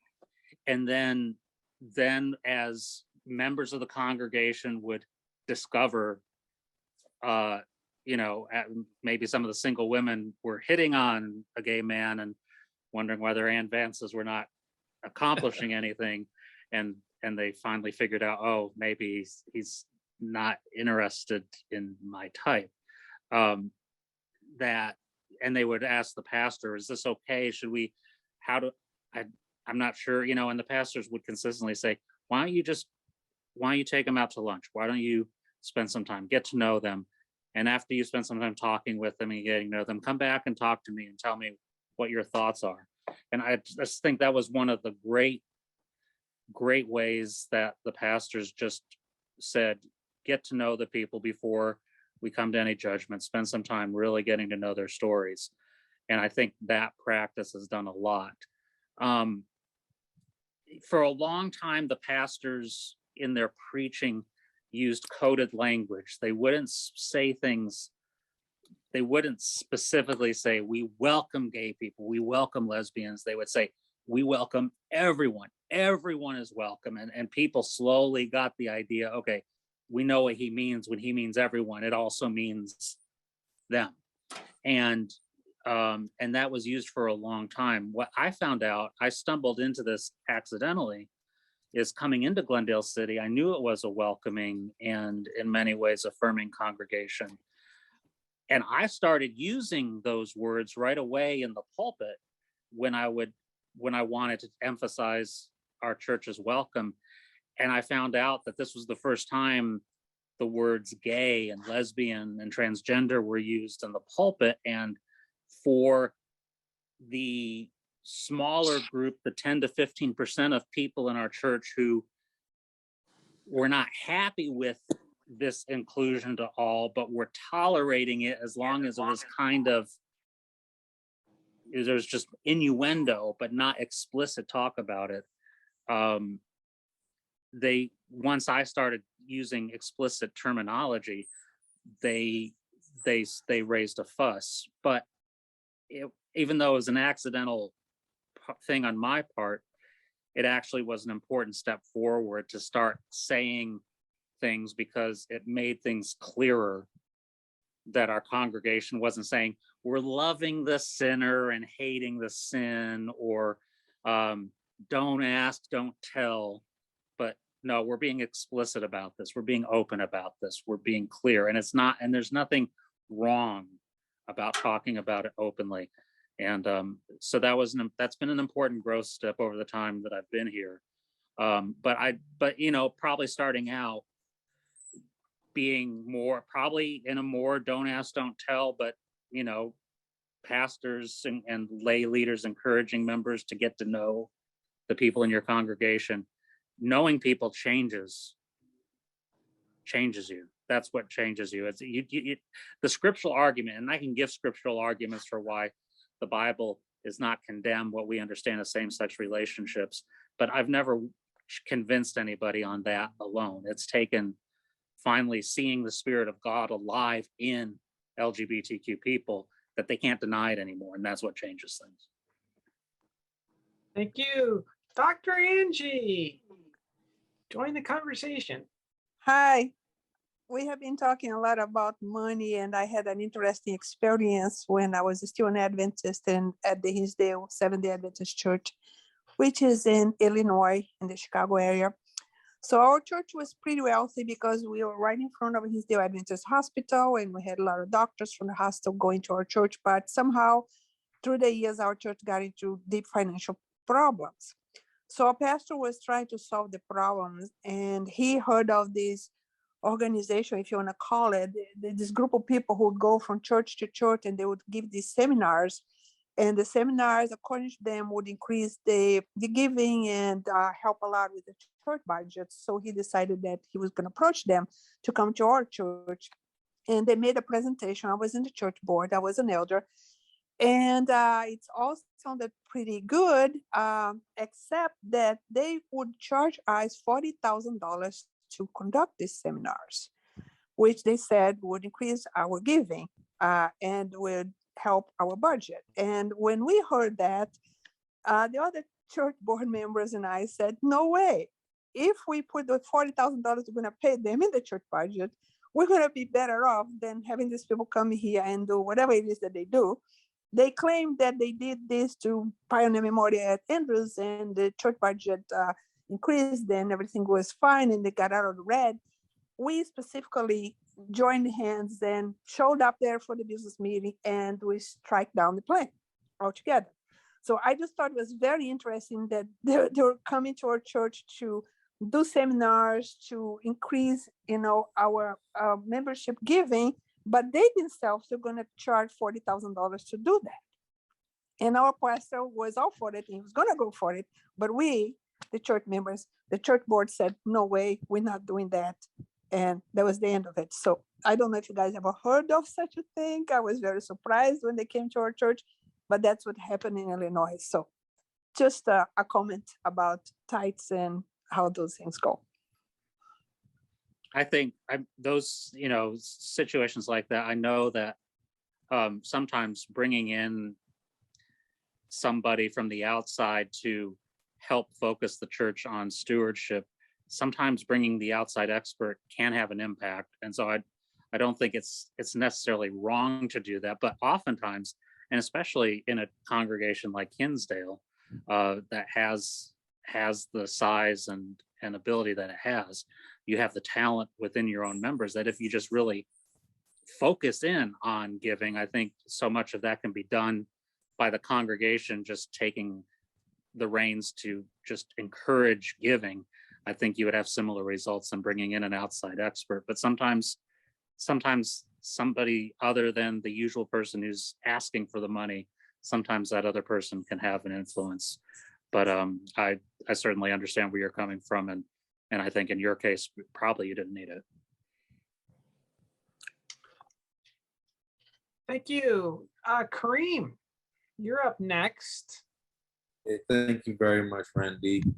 Todd, I just wanted to say firstly that after you give a presentation like the one that you've given, usually what millennials like myself will say is, thanks for coming to my TED Talk. And that's like the way to end. And so you were really good. I like the presentation. What I want to say though, is that there is a tension, I think, in the church where organizationally we have tension from level to level, but internally there's a similar tension sometimes because I am a pastor and I pastor smaller churches. And as Lauren mentioned, there is a tendency for there can be tyranny in smaller churches where how one may express feelings towards Elder Wilson or the GC or the union or the division, there can be persons on the micro level that feel equally as oppressed. And so in the grand scheme of our conversation, I want to know what happens when there are significantly influential persons or persons who have the clout that are pushing towards getting something done, but it's not perhaps in the best interest of the church. What they're doing is right, mind you. They're pushing towards a right end, and they have the influence to get the votes. But the business meeting at large is not really seeing things the way that those who want to innovate are seeing it. And so how do you move in that situation where there's not so much external issues, but the issues and the dynamics are the internal power struggles?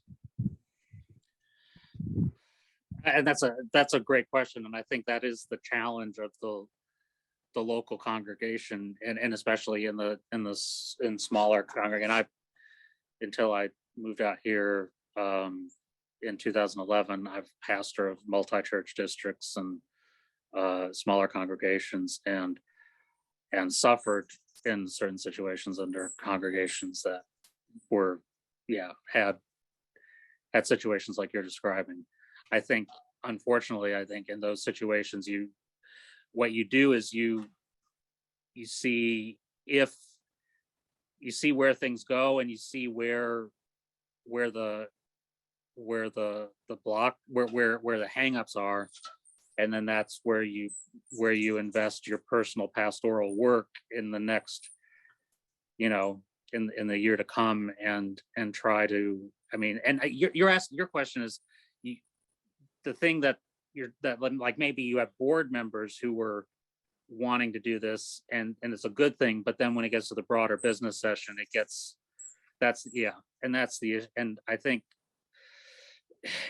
unfortunately, in the broader business session, business sessions are dangerous, and just like conference constituency sessions are dangerous, and conference administrators hate the constituency session because it's open, and it's not necessary, and anybody can start having a major impact, and it's frustrating. I think that's where your personal work with people in the year to come, and some of your preaching, if you keep pushing on that, people start getting frustrated, and either you can be convincing, or they get frustrated and maybe decide to give up. And sometimes strategically with church situations, you need some people to give up. I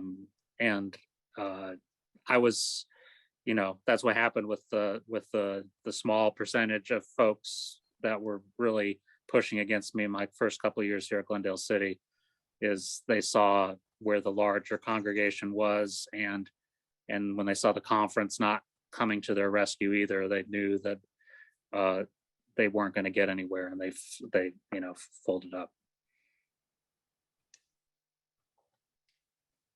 But it's that persistence and determination to keep moving. That's the patience of the saints, I guess, is you have to keep trying, or or get that transfer.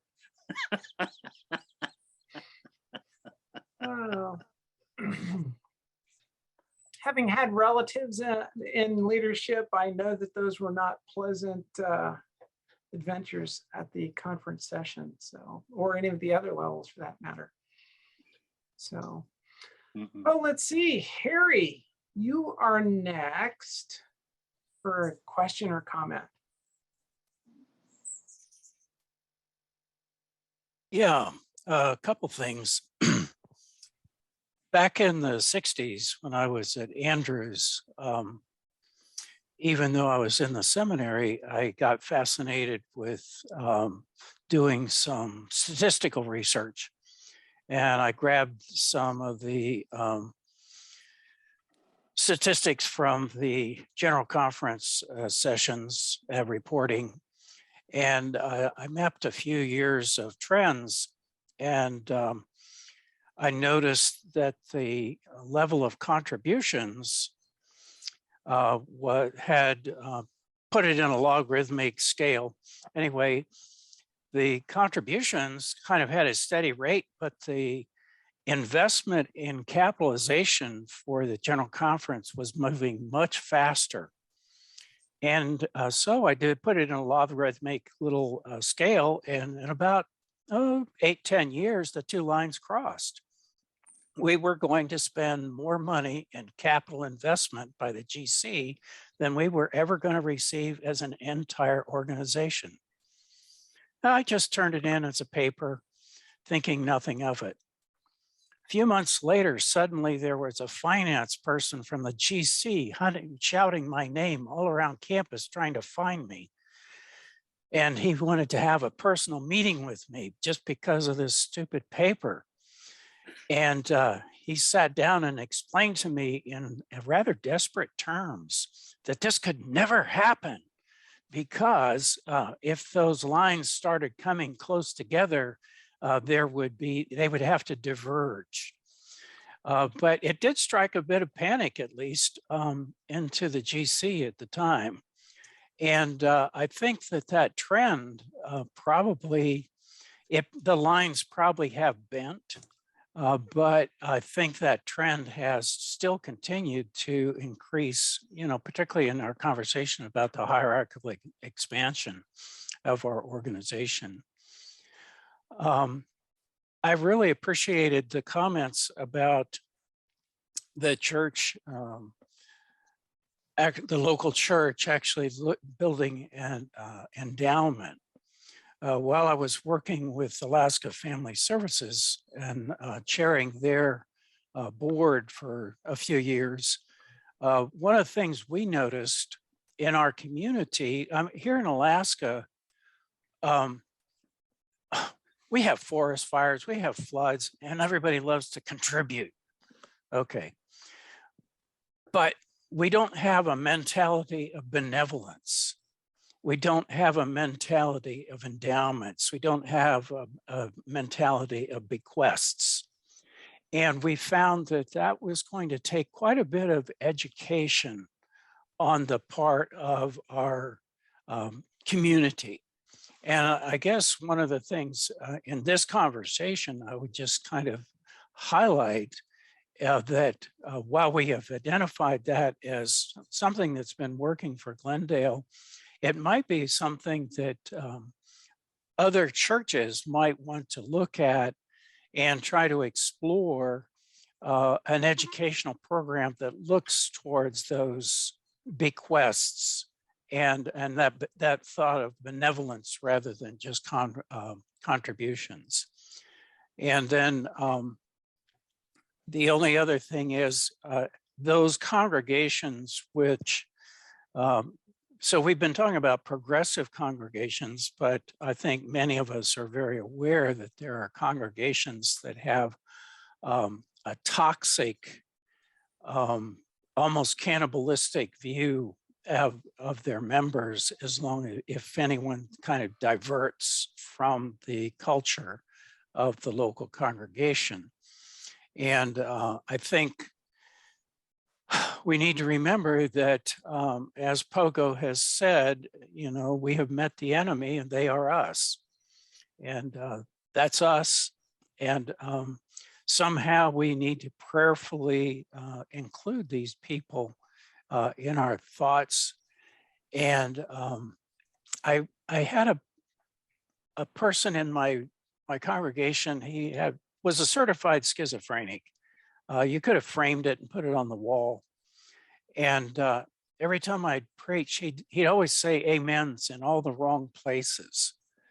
And it just frustrated the daylights out of me.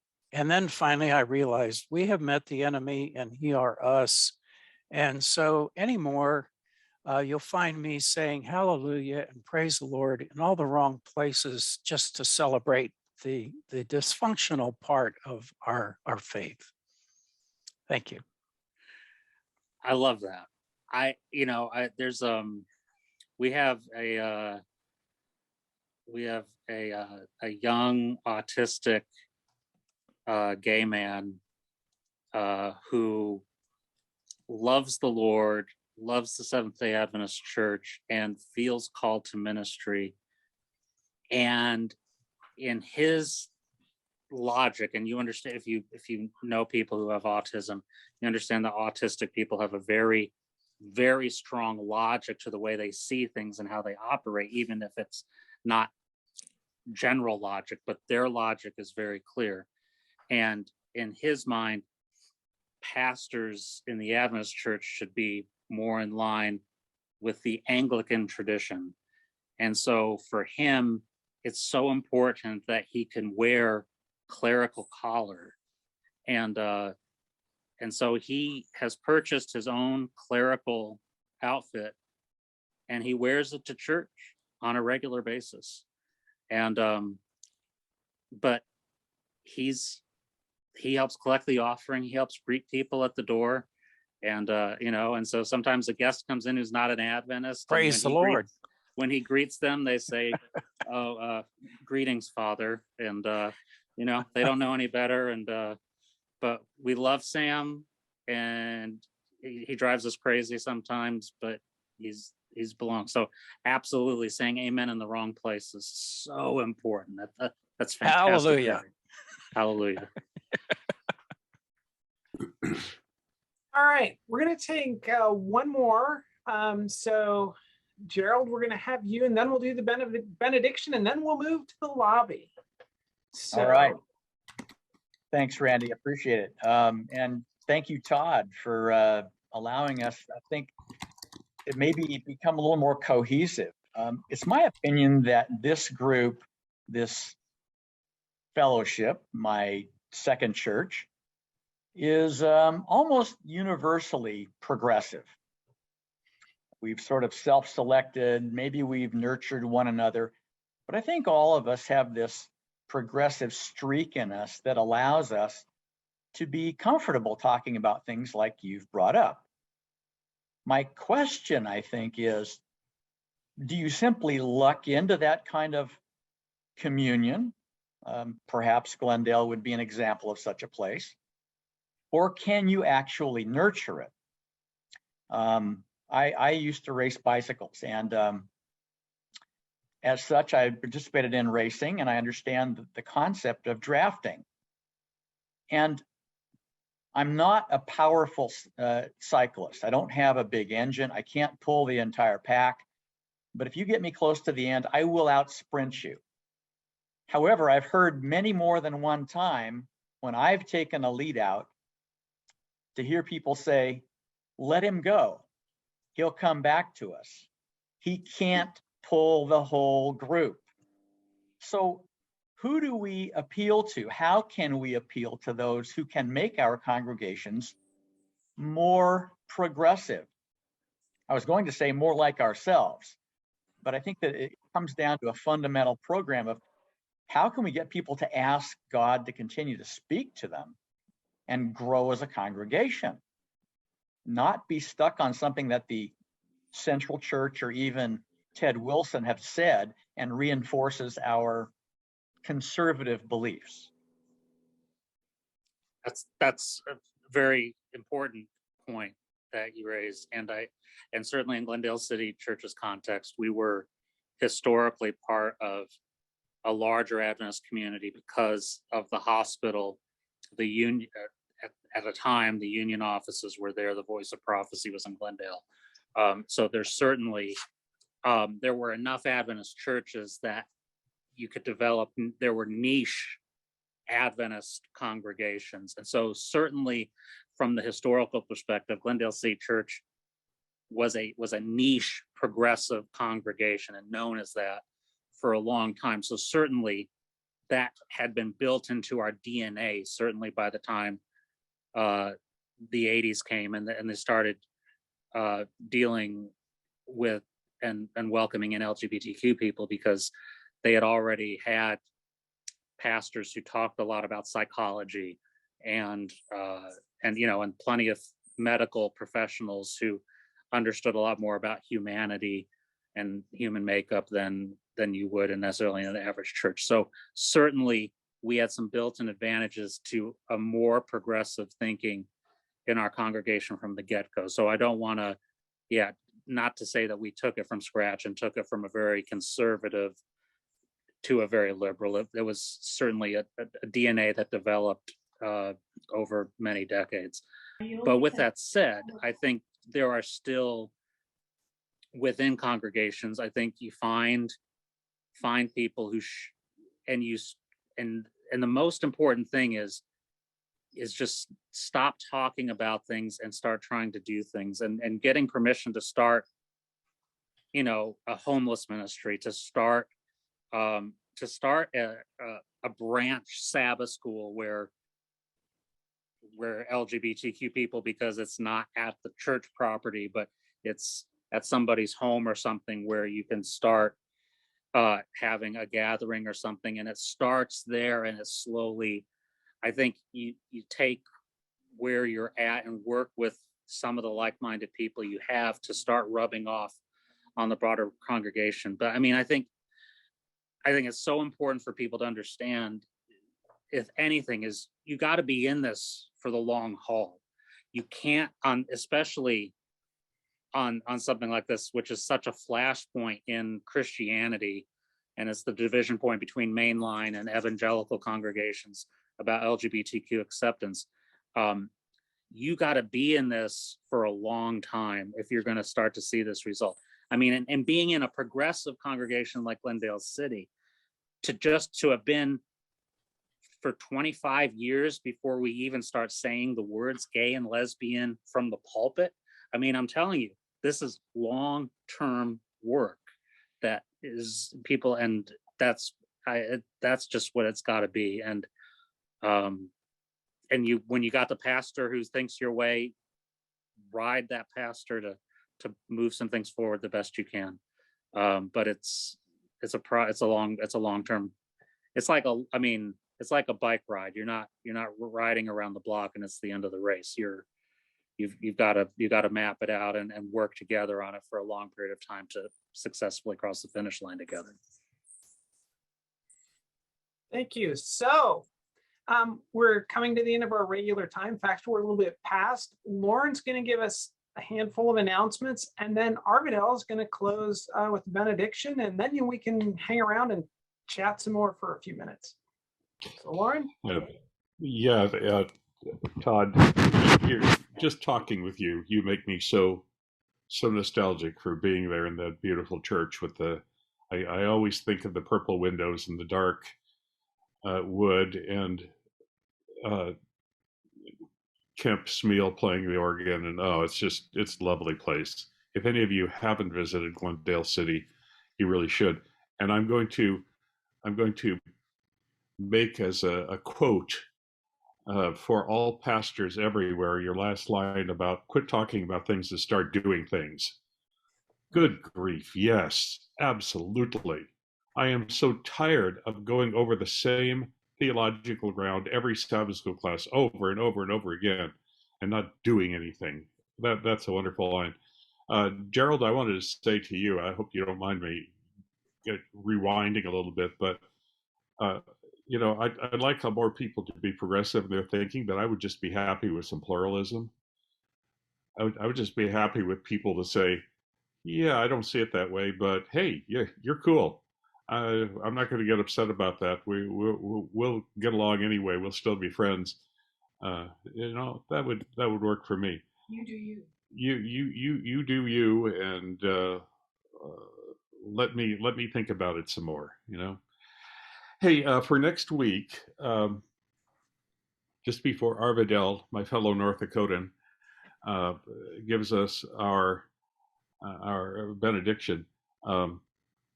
Next week, we're going to do something a little different that I think should be really nice. And I want you all to think about it because you're part of this group, this family. I'm selecting a group of people, very diverse group, astonishingly diverse group of people. And I'm asking each of them to talk a little bit for maybe 5 to 10 minutes about and make some single strong point about the notion of gratitude. And this is intentional on my part because I love the notion of gratitude. I think it's been way underemphasized in Christian faith. I mean, we all know the notion of prayer and begging and whining to God about doing something for us. But gratitude always gets added onto a prayer as like a little postscript. Oh yeah, by the way, thank you for this day and thank you for this food. And yeah, we're great with that. But I really want to home in on gratitude. So I've got a group of 5 or 6 that I've been working with and talking with, and I'm asking them to just give 5 to 10 minutes on gratitude. And then I want the rest of you to pitch in. So think about it this week, jot down some notes. It could be a personal idea of gratitude, something that really touches you, or it could just be something you've realized, or somebody who thanked you and how much it meant to you. There's just all kinds of stuff on gratitude. I mean, the Bible is just saturated with this notion of thankfulness, isn't it? It's there all over the place. When Paul talks about prayer, he says, "Pray and give thanks." I mean, why, if that is not a major idea, both spiritually and psychologically, does it come up over and over and over again? So that's what we're going to be talking about next week. So I just wanted to mention that to you. I also wanted to mention that I am a little behind on the Adventist Today Sabbath Seminar Presents recordings. It's just because so much of this stuff falls on me, and I have been traveling this week and enjoying being away from home a great deal. So I apologize to those of you who like to listen to those recordings. Third thing I want to say is, again, as I've said before, if you are, last week I told you, if you're not getting our weekly update that gives you the sign in for the meeting, send me a little note with your email and I'll put it up. However, I want to also say this. We are trying between now and when our next magazine goes out in February to try to get, oh, by the way, Stovall's, thank you so much for that advertisement. This latest magazine is fantastic. I mean, we just have some of the best scholars in the church writing on biblical interpretation. And I don't say that because I'm in there. I'm thinking of the other people in there. I'm not that conceited. But please, if you want to get on our mailing list, we're going to start sending magazines much more widely. We're going to send them to anybody we can get, whose names we can get on there, because our magazine is that good that we want you to look at it. So we're going to I'm going to try to find some way in coming weeks to get your addresses, those of you who aren't getting the magazine, and send it to you. So that's all I want to say.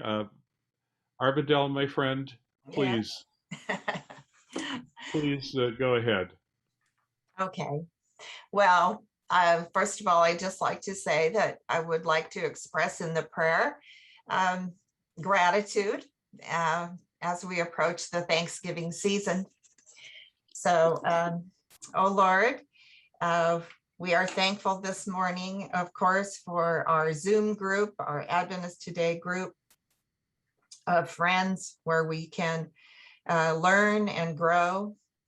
And I think most of us are also grateful for our Christian heritage, and certainly at least some parts of the roots that we have from our Adventist faith that most of us have inherited.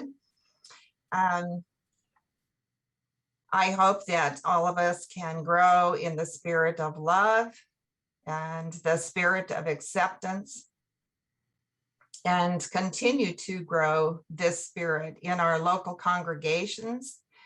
And even we pray especially for our pastors and even our theologians, who are excellent, by the way, and even in the professors in Christian colleges, in Adventist colleges and universities. May we all grow in our love of humanity as well as our love for God. Amen. Amen. Thank you, Arvidel. So we're going to move on out to the lobby, so to speak. And David, you are up next. So if you would unmute, let's hear from you.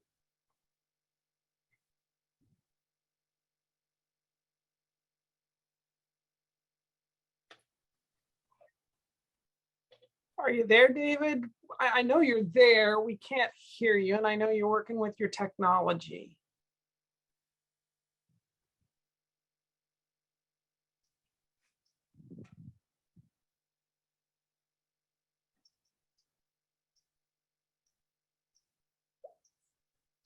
Still aren't hearing you, David.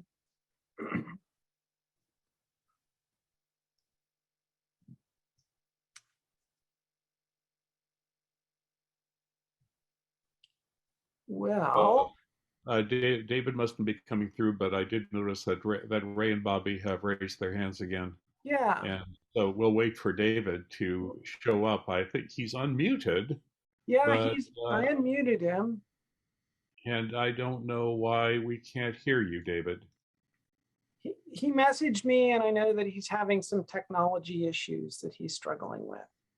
Well, let's go ahead to Ray and Bobby. We're going to Ray and Bobby. So I did. Oh, hi, it's me this time. I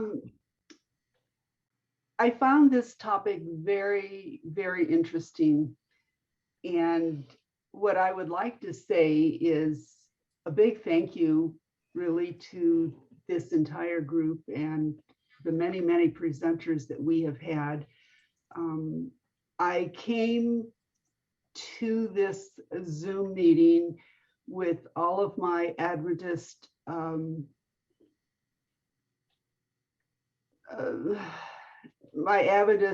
beliefs intact. And so many of you have challenged my beliefs, made me expand my thinking, and I have found that very mind-boggling and wonderful. The one thing that I would really like to say in response to Todd's message about his openness in his church is that I really believe that is where we all should be in our churches, in our congregations, accepting everyone. This business of drawing dividing lines between people is just unconscionable. People are different. Biology makes us who we are. And to say that people choose this or choose that when it's their biology that chooses it for them, and then we as Adventists say that they are sinners because of their biology is just so outrageously wrong. Years ago, we had a very open progressive Sabbath school class at the church we attended, and there were some young men who presented, one particular young man who presented, who was a pastor's child who was gay. And he spoke to our group about his experience and everything. It just broke my heart that he felt he could never, ever set foot in an Adventist church because of his biology, that he would not be accepted. People, we need to open up and accept people for who they are. Thank you, Todd, for your presentation. Thank you, Lauren, for having him. And I think I've said enough. Thank you. I'll just say amen to what you said, Bobby. I couldn't say it any better. Thank you. So I'll get to Harry with another question, but I'm going to offer a thought or a question of my own. So how do we, in those of us who live in that marginal space, whether it's LGBTQ or any of the other potential marginalizing communities, particularly if you're a young person, how do you find hope to continue to struggle in a broad community that at least the spoken word in the broad community is not just not welcoming, it's repulsing. And I hate to say this, Randy. This is the last thing I would ever want to do is say this, but I cannot in good conscience encourage any Adventist LGBTQ young person who is still coming to full understanding of who they are and making decisions about how they're going to live their life. I cannot encourage anyone or parents of an LGBTQ child to remain in most Adventist congregations because it is not good for their mental health. is not good for their understanding of who they are in God. I can't encourage that. I can only say that, you know, with the blessing of online technology, that if staying connected to a congregation with Adventist heritage is important, that you do so online and find a congregation like ours, like the one that you attend, that where they'll never hear hostile language and occasionally hear affirming language. Do that. But I would much more encourage LGBTQ Adventists to look to Evangelical Lutheran or United Church of Christ or Episcopal congregations to find their faith community, so that they are hearing messages that affirm them for who they are in God. I wish I didn't have to encourage that, but I can't. And knowing suicide rates for LGBTQ teens, I can't tell people to stick it out. It's too unsafe. But Todd, let me say this. Included in what you just said here is also the implication that there are a few places. The place that I have my membership, the place where Randy has her membership, there is a little bit of diversity in the church. It's not nearly enough, but it is there. And it's mostly concentrated in a few spots, but it is there. And so there's a little bit of encouragement for me in that, Todd.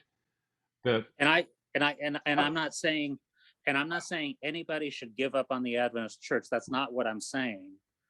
I'm just saying that and again, I have, for many members of my congregation who are LGBTQ, they're older, 40s, 50s, 60s. They've made peace with being part, and of course they're in a congregation where they're affirmed, and they've made peace with being part of a denomination that on the whole scale is not affirming, and they're okay with that and trying to minister in that context, and it's not damaging their mental health.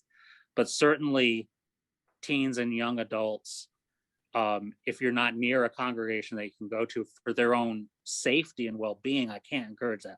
But for those of us who are allies, for me, it's incumbent. It is God's calling upon us as allies, straight allies. We've got to work hard for their sake, for our young people's sake. We must work hard on that. Those of us who are not in the place of it being at risk, we need to work hard on that. So I'm encouraged, and I think it's growing. So I'm not saying I don't think it's growing, but from what we currently have to where we need to be, we are still a long ways away.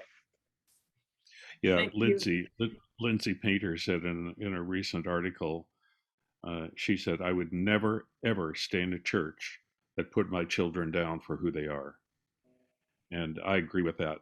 However, I do think that what you're saying is right. Don't automatically assume. Even a few small churches I've known have been remarkably accepting.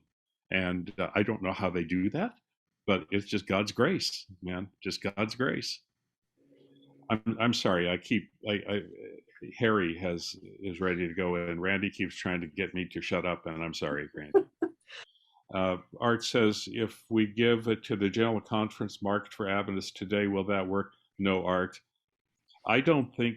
I think if there's anybody that the General Conference president probably likes a little less than he likes Glendale City Church, probably might be Adventist today. I don't know, Todd, but you and I'm going to fight you for it. I don't think either of us are in real good graces on the top floor of the General Conference building right now. We're definitely, Harry, we're on the naughty list. Both of us, Todd and I, are both on the naughty list. This year we're gonna get coal in our stockings from him, but if you could possibly put some money in our stockings this year for Adventist Today, we're doing our best.